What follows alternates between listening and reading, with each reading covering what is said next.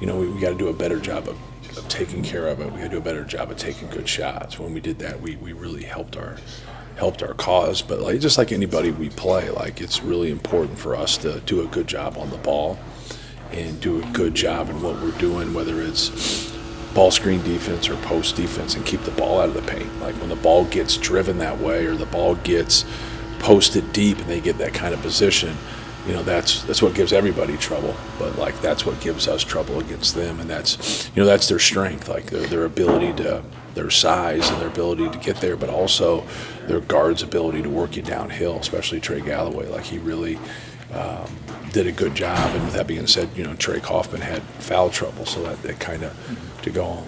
They were trying to attack him to get to his fourth or his fifth foul, but they also were trying to get the ball in the paint, which they did a good job. We got to do a better job on it, but we got to do a better job in our ball screen defense. When you mentioned being on the ball and ball screen defense, do you mean staying attached to the guy around the screen or getting back in front? Yeah, well, sometimes you're not trying to let them get to the side they want or the hand that they want. So trying to be able to stop that. At other times it's being up in your screen, and then if you're in a drop, it depends on if you're high hedging or you're dropping.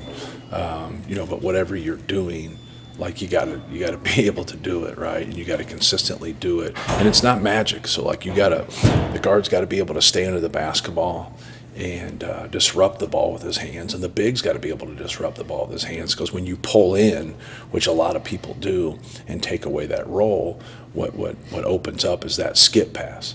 And so now do you have somebody over there that's good and playing in a closeout? Can you get there if they drive? It's not just a thing that you attack and you can get one thing. If it's not properly defended, there's a lot of things that you can get. Talked a lot the last few seasons about dealing with success. Mm-hmm. For a lot of these guys, this is their first 3-game losing streak in their entire career. Is there something different to handling 3 losses in a row? Not really. I think you can learn a lot by just losing 1 game. You don't necessarily need to lose 3. But when you have 3 different opponents, 3 quality opponents, we were in a position to win that first game. We almost were in position to win the Michigan State game. I thought Wisconsin there really kind of controlled the game the way they played offensively. We never could stop them, so we never got ourselves in that spot where we really felt hey, let's do this, even though it was at 2 or 3 possessions late in the game. They just kept scoring the basketball. So, just learning from those things and kind of understanding who you are individually, and make sure you play to your strengths, both offensively and defensively. I think offensively we've played pretty good. I don't think it's been bad in those 3 games. I think, but defensively, we have fouled too much. We've done at times an okay job on the ball, and other times that we just haven't, and then we're in help too much. So I think that each guy doing a better job on the basketball, and each guy kind of just staying with what we've decided to do. And at times we're inconsistent in what we're doing away from the basketball, and you got to be consistent and keep everybody connected. You put into perspective this record Brady. Well, obviously, for him to be able to do it in his junior year is big. It's the guy that he's breaking. I don't know how many games. I don't know how many Bruce Parkinson games it took him to get to that point. But the fact that he's put himself in elite company and he hasn't finished his junior year yet is pretty impressive, right? And he's a great passer. He walked in the door that way, and he's got great vision. He's got great skill set. And he's earned it. Obviously, he's figured out how to play, with different teammates and different skill sets. And I think trying to get the ball to guys, where they're comfortable and get guys in scoring position and having that feel, and he can do it in a lot of different ways, whether he's playing in transition or playing out of ball screens or just moving the basketball. Yeah. Playmaker for other people first and foremost. Yeah, you just play to the strengths of your players. It's not one of my philosophy. But you can't have somebody play like Braden Smith that doesn't have the skills of Braden Smith. I think that's important. Lou has ultimate quickness, and Lou can pass the basketball, but he can't pass the basketball to that level. And but Braden's got to pull up, and Braden can make pull-up threes, and so Lou didn't. So like he didn't, like he kind of put himself in a tough spot sometimes. He would take it every now and then, but he wouldn't take it a lot. So, but no, it's we haven't had somebody like that.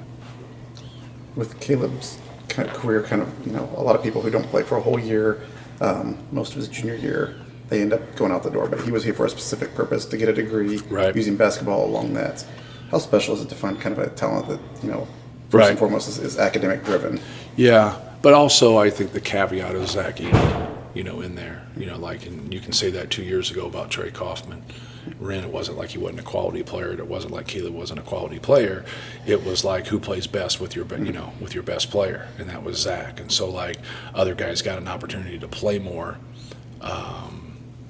like with him, but it shouldn't take away from somebody's value. It just happens to be like what's best for your team is that you go with some other guys at that time. But no, he's done a fabulous job for us. Like he came here to get an education from Purdue and help us win a lot of games, and he's going to get his education. He's going to go to medical school, and he's the all-time winningest player in school history. It's a pretty impressive resume. He said last year, even when he knew he wasn't going to get in games, he came to practice every day with the mindset of, like you said, making this team better, however Right. it is. I think that's pretty rare for a 21-year-old. Well, he was raised right, and like he understands right from wrong, and he understands what's important in life. He's got a strong faith. Education's important. He's engaged to be married. Like he has a lot on his plate. Like that's a lot of responsibility for a 22-year-old. But I also think like he's been prepared for that. Like family's very important to him. His faith is very important to him. Education is very important to him. And then anytime you want to be a doctor, sure, it's a great life, but it's also strenuous, and there's a lot of pressure there. But you're also in the world of helping others and helping other people, and that's who he is. So it's great to know that you have somebody that sees the big picture and understands what's best and where he's going to find his happiness in life.